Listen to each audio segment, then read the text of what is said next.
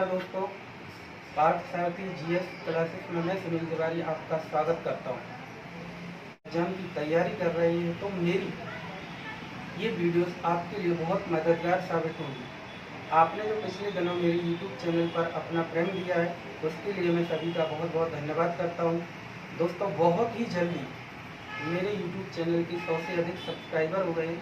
इस प्रेम के लिए मैं आप सभी का तहे दिल से आभार व्यक्त करता हूँ। इस वैदिक सभ्यता को अध्ययन की सुविधा के लिए दो पार्ट में डिवाइड किया गया। पहला पार्ट है इसका ऋग्वैदिक काल, जहाँ पर सिर्फ ऋग्वेद के बारे में और ऋग्वेद में जो कुछ दिया गया है उससे संबंधित जानकारी प्राप्त होती है। ऋग्वेद ही आर्यों का जानकारी का महत्वपूर्ण स्रोत है।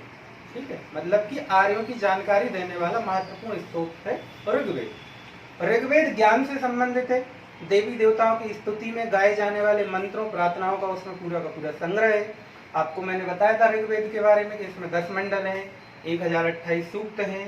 ठीक है, कौन सा मंडल किस चीज से रिलेटेड है, इस प्रकार की चीजें मैं आपको बता चुका हूँ। सेकंड इसका जो पार्ट शुरू होगा वो कहलाता उत्तर वैदिक काल। इसको पूर्व वैदिक काल भी कहा जाता है। ठीक है, तो उत्तर वैदिक काल का टाइम पीरियड 1000 से 600 ईसा पूर्व के मध्य माना गया है। अच्छा, इसको दो पार्ट में क्यों डिवाइड किया गया है, पूर्व वैदिक काल या ऋग्वैदिक काल या उत्तर वैदिक काल? इसका कारण ये है कि 1000 ईस्वी में लोहे की खोज हो गई थी।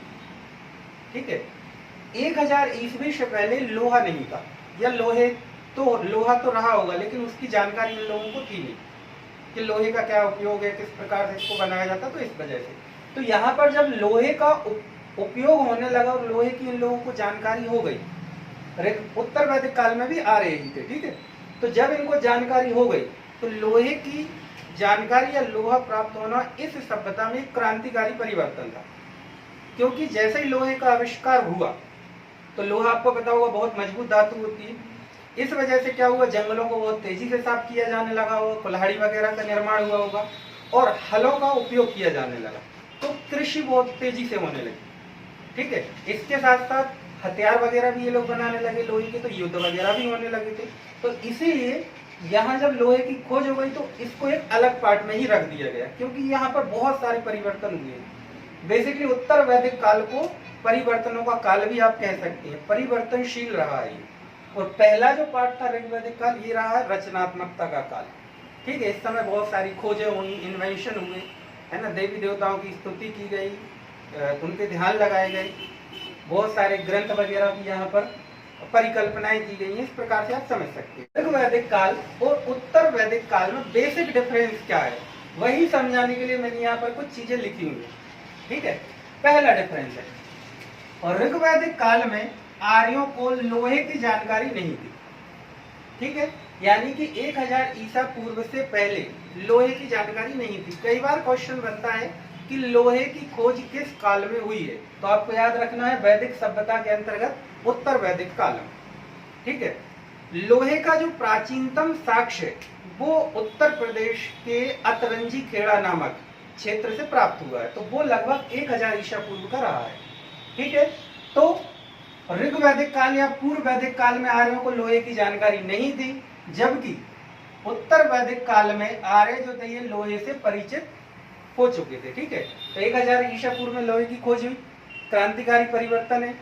ठीक, दूसरा, ऋग्वैदिक काल में जो राज्य हैं ये बहुत छोटे छोटे होते थे।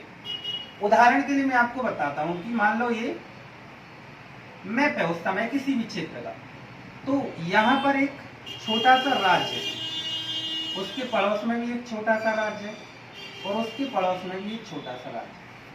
ठीक है, तो इन राज्यों को क्या कहा जाता था, जन। जैसे वर्तमान में जो हमारे राज्य हैं इनको प्रदेश के नाम से, राज्य के नाम से, स्टेट के नाम से जाना जाता है, तो उस समय जो राज्य होते थे यानी कि जो देश होते थे उनके छोटे छोटे, उनको कहा जाता था जन। ठीक है, इसका जो हेड होता था उसे क्या कहा जाता था, राजन। कब, उत्तर वैदिक काल में, सॉरी ऋग्वैदिक काल में। ठीक है, तो राजन कहलाते थे ये। फिर क्या हुआ, जब उत्तर वैदिक काल आया तो ये राज्य जो थे ये थोड़े से बड़े हो गए। मतलब हुआ ये कि ये जो जन थे ये जन एक दूसरे में विलीन हो गए। अब आप ये समझ लो कि ये पूरा क्षेत्र एक जन है, तो इस जन को कहा जाने लगा फिर क्या, जनपद। ठीक है,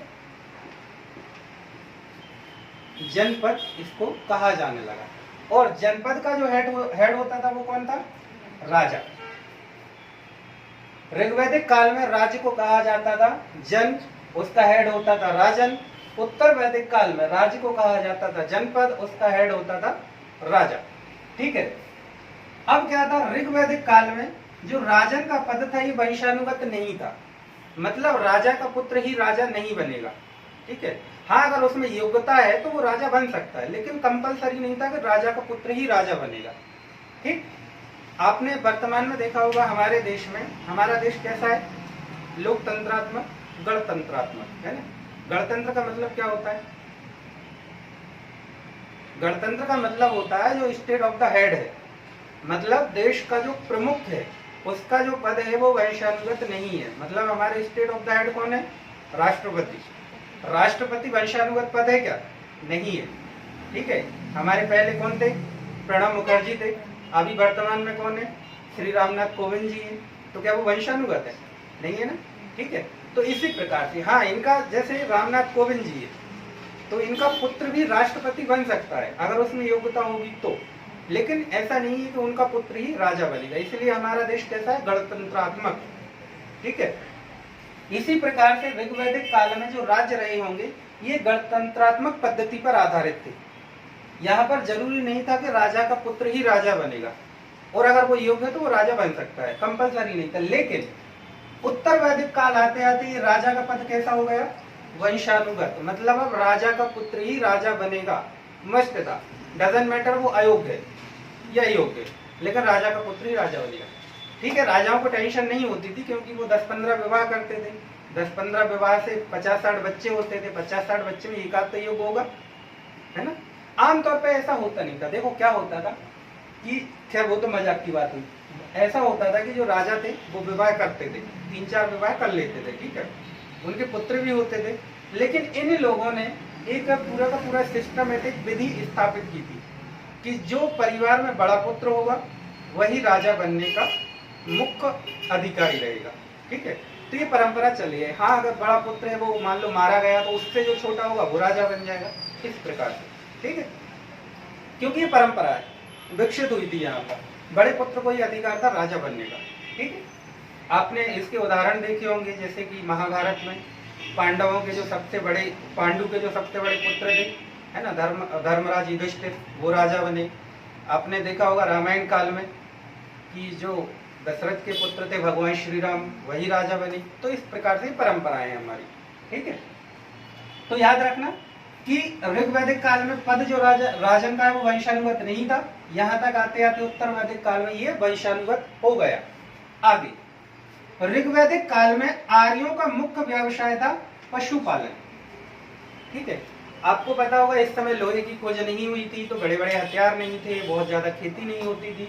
यहाँ पर ऋग्वैदिक काल में क्या होता था, जो खेती होती थी वो खेती इतनी ही होती थी जिसमें परिवार चल सके, मतलब लोगों का पेट भर सके। ठीक है, लेकिन जब उत्तर वैदिक काल में आए तो यहाँ पर खेती का, यहाँ का मुख्य व्यवसाय क्या, कृषि था। तो कृषि में फसलों का इतना अधिक उत्पादन होने लगा कि उनका भंडारण कर सके। जैसे आप वर्तमान में देखते हैं कि हमारे देश में सरप्लस उत्पादन होता है कृषि में, यानी कि हम अपनी जरूरत को पूरा करने के बाद भी उसका निर्यात करते हैं, विदेशों को बेच सकते हैं और भंडारण करके भी रखते हैं। और वो भंडारण ही आपने देखा होगा कोरोना काल में काम आया है ना। सरकार ने 8-9 महीने तक कहा फ्री राशन देंगे, फिर से कहा कि 8-9 महीने तक फ्री राशन देंगे, मतलब हमारे पास भंडारण है इतना, इसीलिए। तो इसी प्रकार से ऋग्वैदिक काल में मुख्य व्यवसाय तो था पशुपालन, लेकिन खेती भी होती थी, लेकिन खेती कितनी होती थी, जिसमें उनका पेट भर सके। ठीक है, अब पशुपालन में यहाँ पर बहुत सारे पशुओं को पाला जाता होगा, यहाँ पर गाय थे, यहाँ पर बैल थे, भेड़ बकरी, है ना, इस प्रकार के पशुपालन यहाँ पर किए गए। अच्छा, एक चीज याद और रखना कि आर्यों का जो सबसे प्रिय पशु था वो था घोड़ा, है ना, सबसे महत्वपूर्ण पशु था घोड़ा। और वैदिक सभ्यता में सबसे पवित्र जानवर रहा है गाय। ठीक, गाय को कोई वध नहीं कर सकता था, अगर कोई गाय का वध कर देगा मतलब मार देगा तो उसको कड़ी सजा का प्रावधान था। इवन आप ये समझो कि गाय के लिए युद्ध हुए, और उस समय जिसके पास जितनी ज्यादा गाय होती थी वो उतना अमीर होता था, है ना। तो आज आप देखते हैं कि अमीर कौन होता है, जिसके पास गाड़ी है, बंगलो है, नौकर चाकर है, इस प्रकार के। लेकिन उस समय ऐसा नहीं होता था, उस समय जिसके पास जितनी ज्यादा गाय वो उतना बड़ा अमीर व्यक्ति, ठीक है। तो उस समय पुरोहित होते थे जो पूजा पाठ करते थे, राजाओं के यहाँ यज्ञ वगैरह कराते थे, तो पुरोहितों को गाय दान में दी जाती थी। गाय का हमारे यहाँ बड़ा महत्व है दान का, ठीक है। 3 दान महत्वपूर्ण बताए गए हैं, गोदान, विद्यादान और बेटी का दान, है ना। ये तीनों दान महत्वपूर्ण है और पवित्र है तीनों। तो इसी प्रकार से यहाँ पर भी गोदान होता होगा। तो याद रखना, ऋग्वैदिक काल में महत्वपूर्ण व्यवसाय पशुपालन, उत्तर वैदिक काल आते आते महत्वपूर्ण व्यवसाय कृषि, है ना। कृषि क्यों महत्वपूर्ण हो गया, क्योंकि यहाँ पर लोहे की खोज हुई। जब लोहे की खोज हुई होगी तो यहाँ पर हल वगैरह का उपयोग किया जाने लगा। वो बैल तो पहले से ही थे इनके पास, जंगलों को बहुत तेजी से साफ किया जाने लगा होगा, ठीक है, इस वजह से। और कृषि में वही फसलें थी जैसे कि पहले गेहूं, जौ, ये जो फसलें थी इनका उत्पादन होता रहा। आपको तो पहले ही बताया था कि गेहूं, जौ के कहाँ पर साक्ष्य मिले हुए, तो यहाँ पर भी उनका उत्पादन होने लगा, ठीक है। अब इसके बाद जो प्रारंभिक आर्यों का क्षेत्र रहा है, मतलब जब आर्यों की सभ्यता शुरू हुई होगी तो ये मुख्य रूप से शुरुआत में कहां पर बसे थे, वो कहलाता है सप्त सिंधु क्षेत्र। आपको बताया था ये पंजाब वाला जो क्षेत्र है, पंजाब, वर्तमान का पाकिस्तान और थोड़ा अफगानिस्तान से लगता हुआ क्षेत्र, यहाँ पर ये 7 नदियों का क्षेत्र था। तो शुरुआत में जो आर्य बसे होंगे वो कहां पर, सप्त सिंधु क्षेत्र में बसे होंगे, ठीक है। या इसे सप्त सैंधव क्षेत्र भी कहा जाता है, 7 नदियों का क्षेत्र। उन नदियों में झेलम, ब्यास, सिंधु, सतलज, रावी, इस प्रकार की 7 नदियां हैं, ठीक है। अब उत्तर वैदिक काल आते आते आर्यों ने डेवलपमेंट कर लिया, है ना, विकास कर लिया। तो उत्तर वैदिक काल आते आते आर्य कहां तक फैल गए, गंगा यमुना के दोआब क्षेत्र में। गंगा यमुना का जो दोआब क्षेत्र है ये वर्तमान के उत्तर प्रदेश, बिहार, उत्तर प्रदेश तक फैला हुआ है, ठीक है। आपको पता होगा गंगा और यमुना का मिलन कहाँ होता है, इलाहाबाद में, प्रयागराज में, है ना। प्रयागराज से लेकर ये पूरे के पूरे जो उत्तर प्रदेश में क्षेत्र है, ये गंगा यमुना का दोआब क्षेत्र ही कहलाता है, मैदानी क्षेत्र जो। तो यहाँ तक आर्य विकसित हो, आर्य जो थे वो यहाँ तक इनकी रीच हो गई थी, यहाँ तक ये लोग बस चुके थे, ठीक है।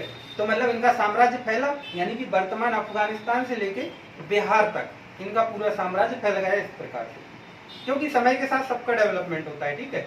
आज से आप 20, 25, 30 साल पहले देखते तो इंदौर बहुत छोटा सा शहर रहा होगा, अब समय के साथ इसका विकास होता जा रहा है। इसी प्रकार से इन लोगों का भी विकास हुआ होगा, ठीक है। तो प्रारंभिक आर्यों का क्षेत्र सप्त सिंधु, उत्तर वैदिक काल में आते आते लोग गंगा दोआब के क्षेत्र तक विकसित फैल चुके थे, ठीक है। आपको मैंने बताया था कि ऋग्वेद की रचना किस क्षेत्र में हुई होगी, सप्त सैंधव क्षेत्र में। बाकी के जो अन्य 3 वेद रहेंगे उनकी रचना इस वाले क्षेत्र में हुई होगी, क्योंकि आर्य जो थे वो फैल चुके थे, ठीक है। नेक्स्ट, ऋग्वैदिक काल में टैक्स दिया जाता था, लेकिन स्वेच्छा से, देना है तो दो, नहीं देना है तो मत दो। आप नहीं दोगे तो कुछ नहीं होगा, दे दोगे तो अच्छी बात है। उदाहरण के लिए हम लोग मंदिर जाते हैं, मंदिर में आपको प्रसाद चढ़ाना है तो चढ़ाओ, नहीं चढ़ाना है तो मत चढ़ाओ, ठीक है। कोई आपकी गर्दन पे छुरी नहीं रखने वाला है कि प्रसाद ही चढ़ाओ, ऐसा होता है क्या, नहीं होता है, ठीक है। तो ऋग्वैदिक काल में टैक्स को क्या कहा जाता था, बलि, ठीक। ये ऋग्वैदिक काल की मैं बात कर रहा हूँ, यहाँ पर टैक्स को बलि कहते थे। और ये स्वेच्छा से अगर चढ़ाना है तो चढ़ाओ, नहीं चढ़ाना है तो मत चढ़ाओ, क्योंकि छोटे छोटे राज्य हुआ करते थे, ठीक है। लेकिन उत्तर वैदिक काल में टैक्स जो था ये नियमित कर दिया गया, आपको थोड़ा बहुत हिस्सा देना ही पड़ेगा। कारण ये है कि राजा जो है वो अब थोड़े से बड़े क्षेत्र का राजा होने लगा, जनपद का। तो जब वो जनपद का राजा है, उसका क्षेत्र बड़ा होगा, तो वो सेना रखता होगा, है ना, बहुत सारे अधिकारी रखता होगा। उन अधिकारियों को उसको पेमेंट भी तो करनी है, वेतन भी तो देना है। इसके साथ साथ वो 10-15 विवाह भी करता था, तो घर चलाना है उसको। ऋग्वैदिक काल में उपनयन संस्कार महिलाओं का होता था। अभी मैं इसको आगे पढ़ाऊंगा, ठीक है। 16 संस्कार होते हैं मानव जीवन में, ठीक है, सभी के लिए होते हैं। और ये होते थे, हमारी जो सनातन परंपरा है, इसके अकॉर्डिंग 16 संस्कार होते हैं मनुष्य के। आपने जब मृत्यु किसी की हो जाती है और जब उसको जलाया जाता है तो वो 16वां संस्कार कहलाता है, ठीक है। जब उससे जन्म से मरने से पहले जब उसकी बलि चढ़ाई जाती है, आई मीन जब विवाह होता है, वो 14वां संस्कार है, ठीक है। तो 14वें संस्कार के देखो एक के बाद अंतिम संस्कार है, यानी कितना डेंजर होता है विवाह, है ना। विवाह के जस्ट बाद अंतिम संस्कार 11वें नंबर का, ठीक। ये मैं अभी पढ़ाऊंगा, ये सब चीजें कंप्लीट नहीं, संस्कार वगैरह आश्रम ये सब पढ़ाएंगे। तो 11वें नंबर का संस्कार जो होता है वो कहलाता है उपनयन संस्कार। उपनयन संस्कार जो है ये शिक्षा से संबंधित है। पहले क्या होता था कि अगर कोई बच्चा है या बच्ची है, जब वो स्कूल में एडमिशन लेंगे, दाखिला लेंगे, तो उससे पहले उनका उपनयन संस्कार किया जाता था, एडमिशन लेने से जस्ट पहले स्कूल में, ठीक है। क्या होता था कि उनका वो मुंडन वगैरह होता था, होना है तो होता था। उसके अलावा उनको वो क्या बोलते हैं, जनेऊ वगैरह पहनाया जाता था, और उसके बाद उनसे ये कहा जाता था कि आप भिक्षा मांग के लाओ, ठीक है। और वो भिक्षा कहाँ लेके जाओगे आप? गुरुकुल में, जहाँ पे आप रहोगे। तो वो 11वां जो संस्कार है वो उपनयन संस्कार था। उपनयन संस्कार क्यों? शिक्षा के लिए, यानी वो संस्कार तभी होगा जब आप शिक्षा के ग्रहण करने जाओगे। तो क्या होता था कि ऋग्वैदिक काल में महिलाओं को उपनयन संस्कार का अधिकार था, मतलब ये लोग शिक्षा ग्रहण कर सकती होंगी, गुरुकुल में जाती होंगी, ये लोग भी जैसे दूसरे बच्चे रहते हैं, लड़के जो विद्यार्थी होते होंगे, उसी प्रकार से लड़कियां भी गुरुकुल में शिक्षा ग्रहण कर सकती होंगी। लेकिन कहा जाता है कि उत्तर वैदिक काल में यह प्रथा महिलाओं के लिए बंद हो गई। तो ऐसा हुआ होगा कि यहाँ पर महिलाओं को हो सकता है शिक्षा का अधिकार ना रहा हो। शिक्षा का अधिकार तो था लेकिन थोड़ा वो कम हो गया, ठीक है, थोड़े ऊंचे लेवल पर पहुंच गया। मतलब कि जो बड़े बड़े राजा हैं, बड़े बड़े जो ऋषि हैं, ब्राह्मण हैं, क्षत्रिय, उनकी पुत्रियां ही शिक्षा ग्रहण कर सकती है। एक आम आदमी के लिए वो उसकी बच्चियों के लिए शिक्षा का अधिकार समाप्त हो गया। याद रखना, ऋग्वैदिक काल में था, उत्तर वैदिक काल में बंद हो गया, लेकिन सबके लिए नहीं, सिर्फ जो गरीब तबका था उसके लिए, ठीक है। सेकंड, ऋग्वैदिक काल में सभा समिति में महिलाओं का प्रवेश था। देखो आपको पता होगा वर्तमान में हमारे यहाँ प्रधानमंत्री हैं, राष्ट्रपति हैं, अदालतें हैं, ठीक है। तो कुल मिला के एक दूसरे के ऊपर मॉनिटरी होती है, मतलब हमारे प्रधानमंत्री भी पूरी तरीके से स्वतंत्र नहीं है, उनके ऊपर भी एक अथॉरिटी बैठी है कि आप गलत नहीं कर सकते, संविधान के अकॉर्डिंग ही चलो। इसी प्रकार से राष्ट्रपति के ऊपर भी एक अथॉरिटी है कि आपको भी संविधान के मुताबिक चलना है। अदालतों के ऊपर भी एक अथॉरिटी है कि आपको कानून के मुताबिक ही फैसले देने। तो मतलब एक दूसरे से बंधे हुए हैं लोग। उस समय क्या होता था कि जो राजा होता था, यानी राजन होता था, इनके ऊपर किसकी अथॉरिटी हो सकती? किसी की नहीं, है ना। स्वतंत्र थे, कुछ भी कह सकते हैं। उनके बेटे ने क्राइम किया है तो वो कहते हैं कि भैया हमारे बेटे को हमने क्षमा किया, लेकिन एक आम आदमी ने किया है तो उन्होंने कहा मृत्यु दंड दे दो। तो ये भेदभाव होता न्याय में, ठीक है।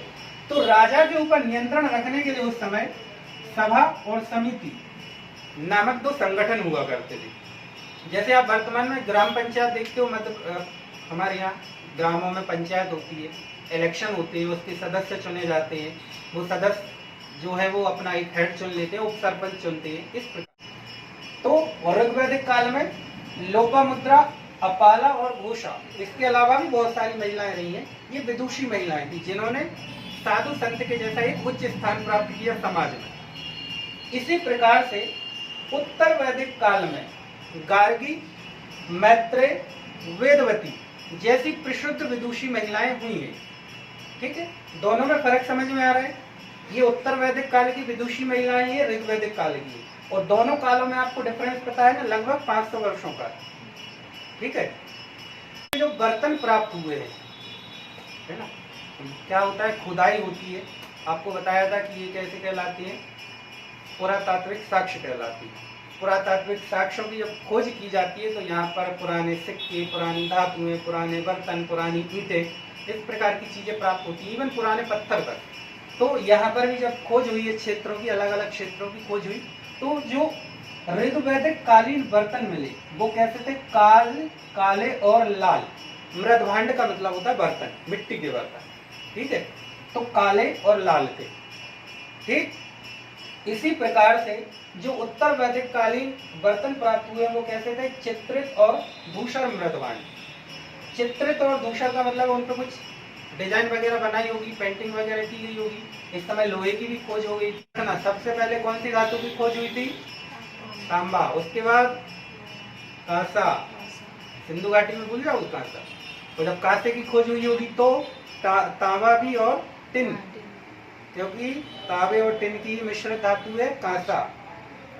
ठीक। और तीसरे नंबर पे लोहा। लोहे की खोज 1000 ईस्वी में, अगर कभी आ जाए तो। कब हुआ था? 1000 ईसा पूर्व। और उत्तर वैदिक काल में। उत्तर वैदिक काल अगर ऑप्शन में नहीं आता है और ऋग वैदिक काल भी नहीं आता तो फिर क्या? वैदिक सभ्यता याद रखिएगा। वैदिक सभ्यता के ही पार्ट है ना दोनों। उत्तर वैदिक काल और ऋग वैदिक काल में आर्यों की परिवार में जो परिवर्तन नहीं आए, संयुक्त परिवार की परंपरा वहां ऋग वैदिक काल में भी थी, उत्तर वैदिक काल में भी परंपरा सेम रही है। संयुक्त परिवार की परंपरा जो है वो आज भी हमारे देश में चल रही है, क्योंकि हमारे पूर्वज है, तो पूर्वजों की परंपराओं को तो हम साथ में लेके ही चलेंगे। तो इसमें कोई परिवर्तन नहीं आया। आपको बताया था आर्यों की सबसे छोटी इकाई परिवार। परिवार का हेड क्या कहलाता था? कुलम। उसके बाद परिवारों से मिलकर बनता था ग्राम। ग्राम का हेड ग्रामणी। ग्रामों के समूह से मिलकर बनता था विश। विश का हेड विशपति। और विशों के समूह से मिलकर बनता था जन। जन का हेड राजन। ये आपको इकाई बताई हुई थी। ठीक है। तो इसमें कोई परिवर्तन नहीं हुआ है। अब उत्तर वैदिक काल और ऋग वैदिक काल में किसी प्रकार के सिक्कों का साक्ष्य नहीं मिलता है कि यहाँ पर सिक्के चलते होंगे, खरीदते बेचते होंगे। तो उस समय क्या चलता था? वस्तु विनिमय प्रणाली। ठीक है। मैं आपको गेहूं दे देता हूं, आप मुझे चावल दे दो। ये होती थी वस्तु विनिमय प्रणाली। ठीक है। अभी भी ग्रामीण क्षेत्रों में ये चीज चलती है कि आप मुझसे आलू ले लो, आप मुझे भट्टे दे दो, है ना। जैसे मेरे पास आलू है, आपके पास भट्टे हैं, तो अब मैं आपको दे दूंगा आलू, आप मुझे दे दो भट्टे। तो आप भी आलू भट्टे की सब्जी खाना, मैं भी आलू भट्टे की सब्जी खाऊं, है ना। ये वस्तु विनिमय प्रणाली आज भी ग्रामीण क्षेत्रों में ये चलती है। सभा क्या थी, समिति क्या थी, विधि क्या थी? ये तीन संस्थाएं जो थी ये वैदिक कालीन महत्वपूर्ण संस्थाएं हुआ करती थी। सभा, समिति और विधि। इसके अलावा भी और संस्थाएं थी, लेकिन तीन ये महत्वपूर्ण है। ठीक है। कई बार क्वेश्चन बने हुए हैं कि सभा और समिति किस काल में प्रसिद्ध थी या क्या थी। ठीक है। तो सबसे पहले हम बात करते हैं सभा की। सभा के बारे में अगर हम बात करें कि वर्तमान में एक मंत्री परिषद होता है। हर किसी का मंत्री परिषद होता है, मतलब प्रधानमंत्री का अपना मंत्री परिषद होता है और मुख्यमंत्री का अपना मंत्री परिषद होता है। और ये मंत्री परिषद क्या करता है? ये मुख्य रूप से प्रधानमंत्री का सहयोग करता है शासन व्यवस्था को चलाने के लिए। ठीक है। इसके साथ साथ राष्ट्रपति को भी सलाह मशवरा देते रहते हैं ये लोग। कानून वगैरह का निर्माण भी यही करते हैं। उसके बाद संसद करती है फाइनल रूप से। तो वर्तमान का जो मंत्री परिषद है उस समय का जो हुआ करता था सभा, उसका यही काम था। सभा में विशिष्ट और समृद्ध व्यक्ति हुआ करते थे। मतलब एक तो धनवान है और वो स्पेशल भी है ना। जैसे वर्तमान में आप समझ लो कि हमारे देश में रतन टाटा है, उनका बड़ा सम्मान होता है। ठीक है। मतलब थोड़ा सा उनको ये भी माना जाता है कि संवेदनशील व्यक्ति भी है। तो विशिष्ट और समृद्ध व्यक्ति इस सभा में हुआ करते थे। इसके साथ साथ महिला और पुरुष दोनों प्रकार के व्यक्ति इसके सदस्य हो सकते थे। ठीक है। और ये जो था सभा जो थी वो ऋग्वेद में बहुत ही महत्वपूर्ण संस्था हुआ करती थी। ऋग्वेद, क्योंकि ये क्या करती थी? राजा के ऊपर नियंत्रण रखती थी। राजा जो है वो धर्म के मुताबिक चले करती थी। उत्तर वैदिक काल में भी ये संस्था रही है। ठीक है। लेकिन इसका थोड़ा सा जो पावर है वो कम कर दिए गए थे। इसके बाद समिति, दूसरी महत्वपूर्ण संस्था थी वैदिक काल की समिति। पुरुष भी हो सकते हैं, महिलाएं भी हो सकती हैं, और जो जन साधारण है मतलब आम जनता, वो भी इसकी सदस्य हो सकती है। और ये उत्तर वैदिक काल में बहुत महत्वपूर्ण संस्था हुआ करती थी। तो ऋग्वेद काल में सबसे महत्वपूर्ण कौन सी थी? सभा। उत्तर वैदिक काल में सबसे महत्वपूर्ण समिति। ठीक है। समिति में महिला, पुरुष और आम जनता दोनों शामिल हो सकते हैं। आपको पता है ग्राम पंचायत का गठन होता है ग्राम सभा से। ग्राम सभा में कौन होते हैं? जो उस क्षेत्र के वोटर हैं, महिला पुरुष वृद्ध सभी प्रकार के जो वोटर होते हैं 18 वर्ष से अधिक, वो सभी उसके सदस्य होते हैं ग्राम सभा के। इसी प्रकार से समिति में आम जनता भी इसमें शामिल हो सकती है। ठीक है। तीसरा थी विद, ये था लास्ट में, ठीक है, विद। इसमें क्या होते थे? वृद्ध और विद्वान व्यक्ति शामिल हो सकते हैं, मतलब वही इसके सदस्य होते थे। अब आपको पता है कि उस समय ऋषि मुनियों का जमाना था, है ना, तो ऋषि मुनि आमतौर पे बहुत ज्यादा तपस्या करते हैं, बहुत ज्ञान अर्जन करते हैं, बहुत अनुभव के बाद ही एक वो महर्षि के पद पर पहुंच पाते हैं, ऋषि बन पाते हैं। तो इस संस्था में क्या रहते होंगे? ऋषि मुनि भी रहते होंगे, बड़े बड़े जो हमने विद्वान पढ़े जैसे अपाला घोषा, है ना, गार्गी मैत्री जैसी, ये लोग भी इसके सदस्य रहते होंगे। और यहाँ पर होता क्या था? धर्म आध्यात्मिक विचार विमर्श, धार्मिक और आध्यात्मिक विचार विमर्श यहाँ पर किया जाता होगा, किस प्रकार से मानव जीवन को सरल बनाया। लेकिन उत्तर वैदिक काल में इस संस्था को कर दिया गया था समाप्त। तो मतलब ये ऋग्वैदिक काल की महत्वपूर्ण संस्था थी। ऋग्वैदिक काल में तीनों संस्थाएं विद्यमान थी, उत्तर वैदिक काल आते आते विद हो गई समाप्त, और समिति महत्वपूर्ण हो गई। यहाँ पर सभा के थोड़े से अधिकार कम कर दिए। कुल मिला के अथर्ववेद का नाम सुना होगा आपने, अथर्ववेद हम आगे जाके पढ़ेंगे। तो अथर्ववेद में ये कहा गया है कि सभा और समिति प्रजापति की दो पुत्रियों के समान है। प्रजापति कौन होते हैं? पृथ्वी, समस्त पृथ्वी के एक सम्राट थे, है ना, एक ही सम्राट थे। तो उनकी दोनों पुत्रियां कितनी महत्वपूर्ण के समय यहाँ उत्तर वैदिक काल आते आते सबसे महत्वपूर्ण जो देवता थे वो कौन थे? प्रजापति हो गए थे। ये उत्तर वैदिक काल में आर्यों के महत्वपूर्ण देवता थे प्रजापति। तो प्रजापति जब महत्वपूर्ण देवता थे तो उनकी पुत्रियों से कंपेयर किया गया है सभा और समिति को। तो आप समझ लो कितनी महत्वपूर्ण संस्थाएं ये। सबसे पहले है आकाश के देवता, उसके बाद है अंतरिक्ष के देवता, और तीसरे नंबर के हैं पृथ्वी के देवता। ठीक है। तो जब हम आकाश के देवताओं की बात करते हैं तो आकाश के देवताओं में सूर्य देव, वरुण देव, भगवान विष्णु, माता उषा, माता अदिति, सविता और पूषण, ये महत्वपूर्ण देवता रहे आर्यों के। ठीक है। और ये आकाश के देवता थे, मतलब इनका निवास रहता होगा आकाश में। ठीक है। इसमें से सूर्य देव, देखो आर्य सूर्य की पूजा करते थे। उससे पहले सिंधु घाटी सभ्यता के लोग भी पूजा करते थे। आपको बताया था सामूहिक रूप से पूजन होता होगा। आज भी हम लोग पूजा करते हैं भगवान सूर्य की। और आपको एक एग्जाम्पल भी बताया था, छठ पूजा बड़ी फेमस है, तो वो सूर्य के लिए तो समर्पित होती है ना। इसके साथ साथ गायत्री मंत्र सूर्य के लिए समर्पित है, तो बहुत महत्वपूर्ण है ये। इसके साथ साथ वरुण देव जल के देवता माने जाते थे, है ना, समुद्रों के देवता कहा जाता था। भगवान विष्णु को तो आप जानते ही हो, सब समस्त पृथ्वी के संरक्षक है, पालनहार है ना, उस समय भी थे, आज भी है। इसी के साथ साथ उषा। अच्छा, सुबह का जो टाइम होता है, सुबह का जिसे ब्रह्म मुहूर्त बोला जाता है, 4-5 बजे का टाइम, उसे उषा काल भी कहा जाता है। तो आप समझ लो ये पवित्र है। अदिति, सविता, इस प्रकार से। पूषण, ये भी महत्वपूर्ण देवता है, आगे जाके ये शूद्रों के देवता बन जाते हैं, पूषण। ठीक है। नेक्स्ट है अंतरिक्ष के देवता। अंतरिक्ष के देवताओं में सबसे महत्वपूर्ण है इंद्र। आपको मैं पहले ही बता चुका हूँ कि ऋग्वेद में सबसे ज्यादा प्रार्थनाएं किसकी की गई है? इंद्र की। मतलब इंद्र का नाम 250 बार आया है ऋग्वेद में, तो बहुत महत्वपूर्ण देवता है।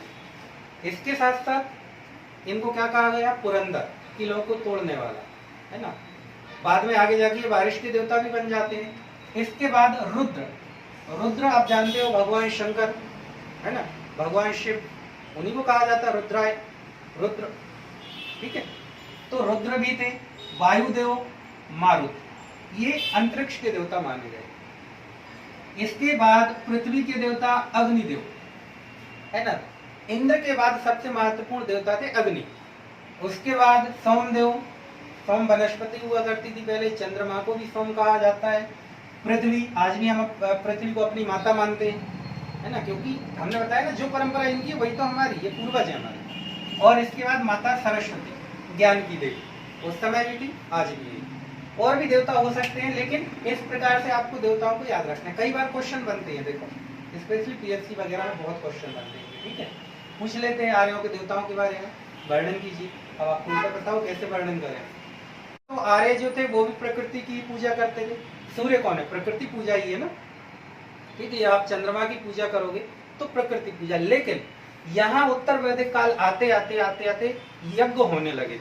राजसूय यज्ञ होता है, अश्वमेध यज्ञ होता है, अग्निहोष्टम यज्ञ होता है, बहुत सारे यज्ञ होते हैं, ठीक है।